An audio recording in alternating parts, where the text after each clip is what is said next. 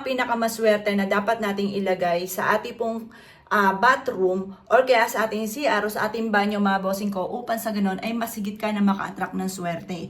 Kung ikaw po ay kahit anong gawing kayod ay sa wala't wala, nire-recommenda ko na gawin nyo po ito upang sa ganon ang inyong pagiging masipag at matyaga ay may patutunguhan. At sinisigurado ko po sa inyo mga bossing ko, maniwala po kahit sa hindi mga bossing ko, ito ay magdudulot na napakaraming blessing sa buhay po ninyo. Basta ikaw ay naglagay sa inyo pong bathroom mga bossing ko nitong aking sasabihin.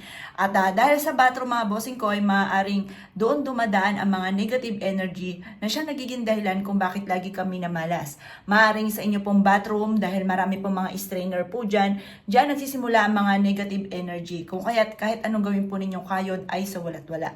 Nire-recommend ako mga bossing ko na maglagay po kayo ng totoong halaman kasi ang totoong halaman, dinidiligan po yan. Ang tubig mga bossing ko ay nahigop ng mga negative energy. Yan po, ang tunay na halaman mga bossing ko ay nag-aalis ng kamalasan. Magbibigay din po yan na napakaraming blessing po sa buhay po ninyo.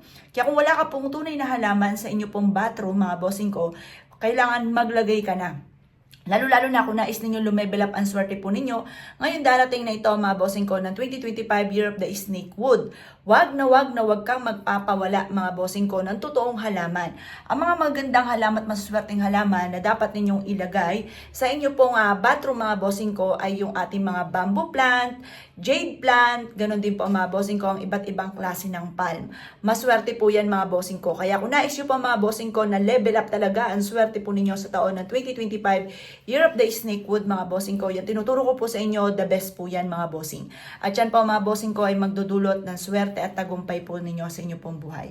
Proven po yan mga bossing. Kaya kung nais nyo po mga bossing ko na lumevel up ang swerte po ninyo, ay siya mga bossing ko, gawin nyo na po yan at kayo mismo ay maa-amaze sa dami ng mga blessing na darating sa buhay po ninyo matapos nyo po yung gawin mga bossing.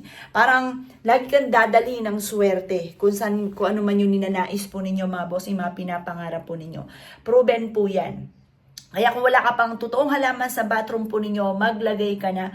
Napakaswerte po niyan mga bossing. Kaya kung kayo po ay gusto pa ninyo na mas level up pa, maglagay ka rin ng asin at lagyan nyo rin po ito ng bawang. Sa bathroom po ninyo, napakaswerte niyan. Pagtabihin nyo po sila sa bathroom po ninyo. Yan po mga bossing ko, wala pong malas na makakalusot po dyan. Yan po yung malas na yan na maaaring magtangkang pumasok sa bahay po ninyo, taboy po yan kaagad mga boss. Kaya kung kayo naniniwala at nais nyo po yung gawin, asya mga boss, good luck po sa inyo po lahat.